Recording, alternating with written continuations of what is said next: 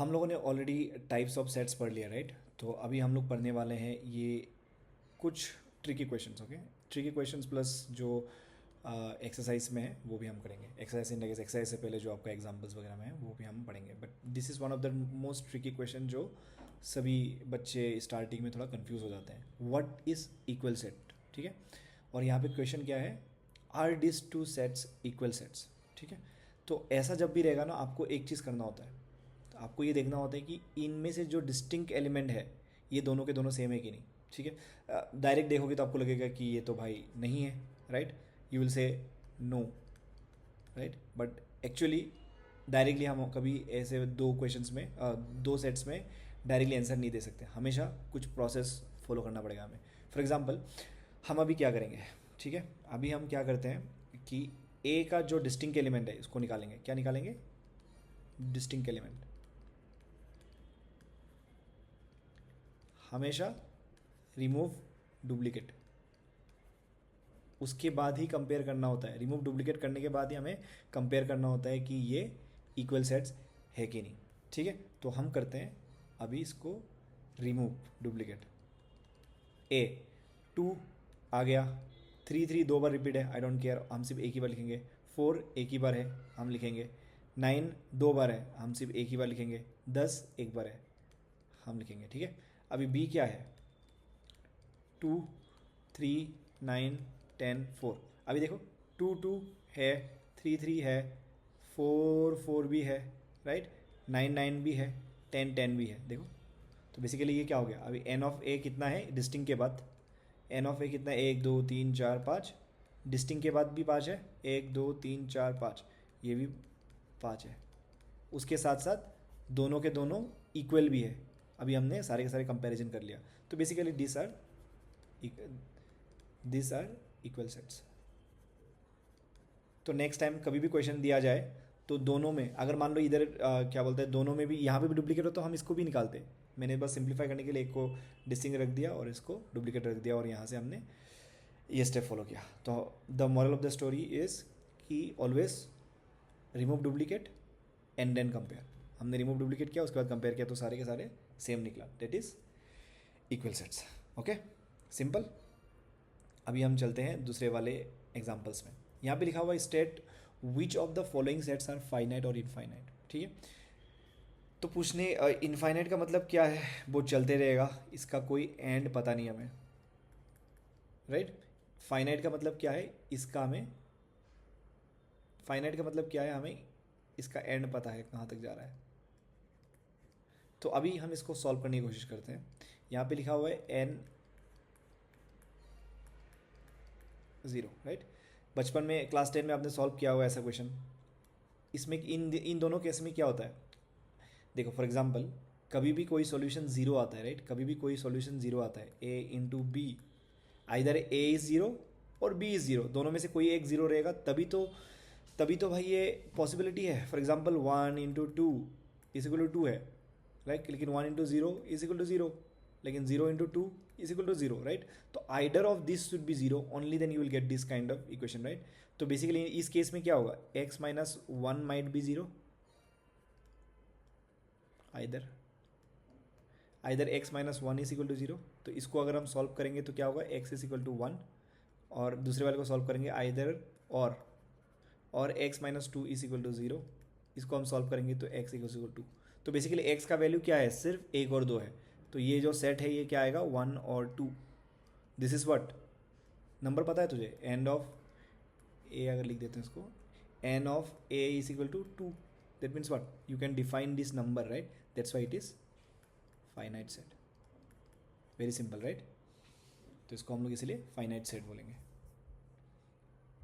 Next question क्या बोला है, नेक्स्ट क्वेश्चन बोला है N belongs to natural number and X is prime, ठीक है? X belongs to natural number and X is prime, right? तो नेचुरल नंबर का तो पता ही है हमें, 1 से चालू होगा। प्राइम का मतलब क्या है, प्राइम का मतलब it's only divisible by itself, only divisible by itself n1, right? दोनों से डिविजिबल है बस, और बाकी किसी से भी डिविजिबल नहीं है, राइट? मतलब ऐसे लिख देते हैं अभी के लिए, okay.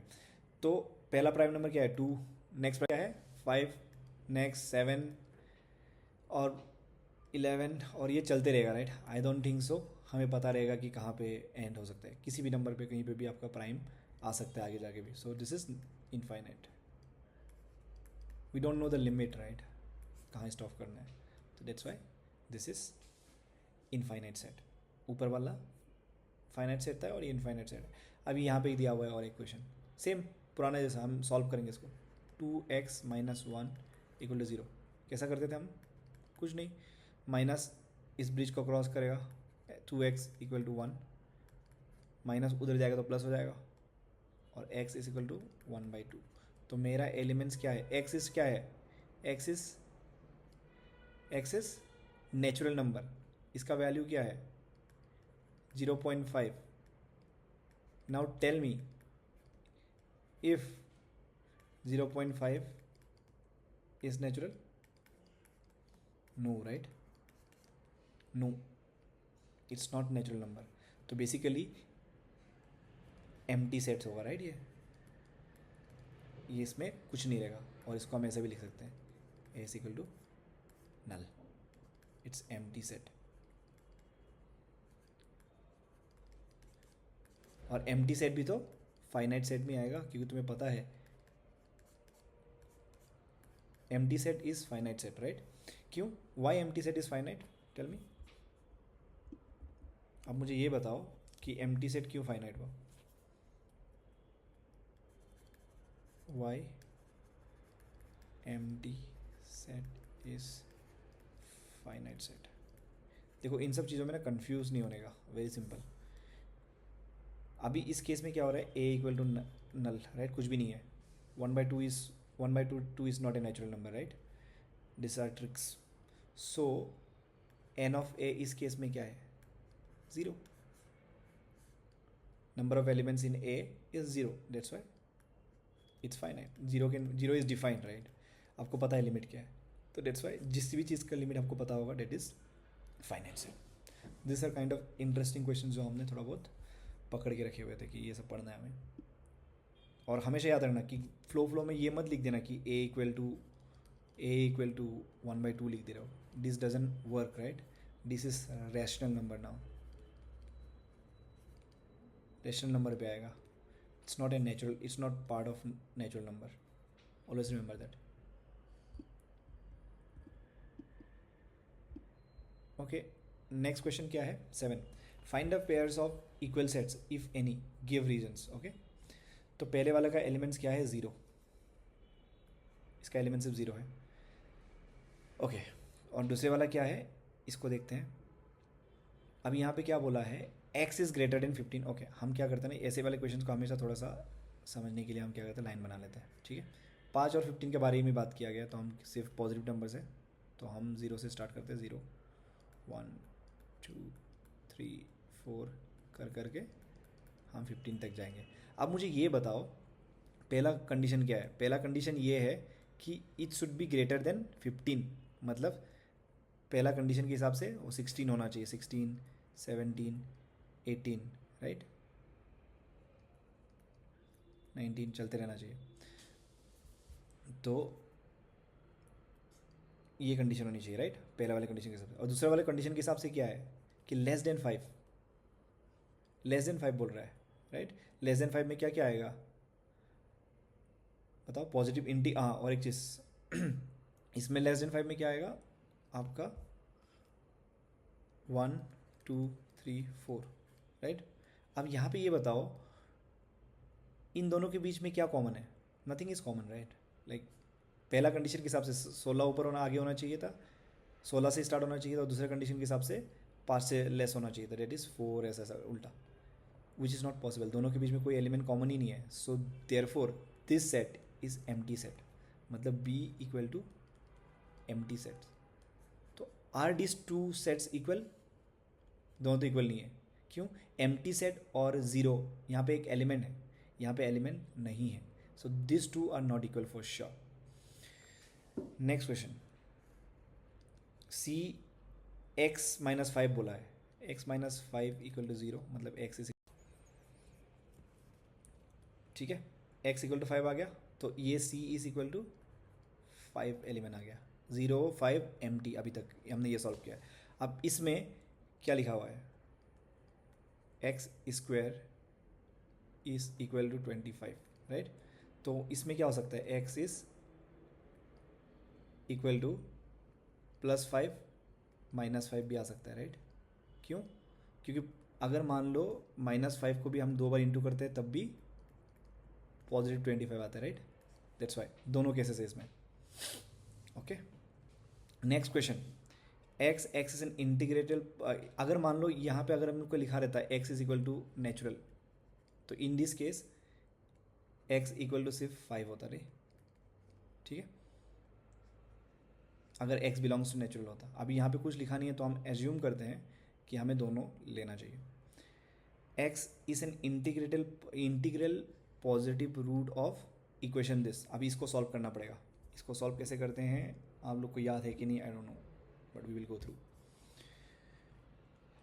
X square -2x -15 is equal to 0। तो हमेशा हम लोग कैसे करते थे, इसको याद करो, इसको ब्रेक करते थे, right. X square -2.x.1 -15 is equal to 0। बचपन में हमने सॉल्व किया हुआ है तो थोड़ा याद कर लेना। एक्स स्क्वायर -2x.1, ठीक है। एक्स स्क्वायर तो हमें पता है, तो यहाँ पे क्या लिख सकते हैं हम, +1 स्क्वायर -1 स्क्वायर, इस बेसिस पे मैं लिख रहा हूँ, ठीक है। और इसमें लिख रहा हूँ मैं -15 is equal to 0, right.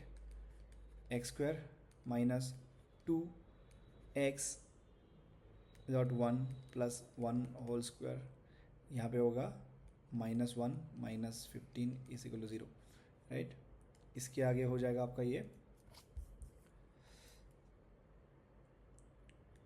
x -1 whole square, right. इस वाले केस को हमने क्या किया, सॉल्व कर दिया। X a square -2ab + b square, और यहाँ पे आ गया -1 + 15 16 हो गया, right. 0 x -1 whole square is equal to 16। अब x -1 is equal to 16 root, इसको उधर जाएगा तो रूट हो जाएगा। x -1 इंटीग्रल पॉजिटिव बोल दिया था ऑलरेडी, तो इसलिए हम सिर्फ 4 लेंगे, -4 नहीं लेंगे इस केस में। तो x इज इक्वल टू 5। कैसा हुआ ये, x is equal to 4 + 1, right. तो x इज इक्वल टू 5। तो इस एलिमेंट का सेट क्या हुआ, लास्ट वाले का आपका क्या हुआ, लास्ट वाले को हुआ x equal to 5। That means इसका एलिमेंट सिर्फ 5 है, e इज इक्वल टू 5। अब मुझे ये बताओ कौन सा कॉमन है, c में क्या आया था 5, और इसमें क्या आया है, e में भी 5। तो बेसिकली कौन सा पेयर इक्वल है इसमें, सिर्फ c और e are equal sets, right, क्योंकि दोनों का एलिमेंट क्या है 5 5। So this is how we solve the questions. Okay, हमेशा याद रखना कि यहाँ पे जब भी ऐसा रूट रहेगा उधर जाएगा तो हमेशा ये क्या होता है, प्लस माइनस वाला कंसेप्ट होता है। ओके, कुछ डाउट होगा तो मेरे से पूछ लेना। मतलब बेसिकली यहाँ पे क्या होता है, इसीलिए ये नहीं हो पाया, X square is equal to 25, ये दोनों क्यों नहीं हो पाया, बिकॉज एक्स उधर रूट जब जाता है तो +-25 होता है हमेशा, ठीक है। तो ये क्या होगा, +-5, 2 एलिमेंट्स आ गया, लेकिन हमारा सिर्फ 2 ही पेयर सेम है इधर, सी एंड ई, बाकी सब कोई इक्वल नहीं है। गॉट इट, परफेक्ट, चलो ग्रेट।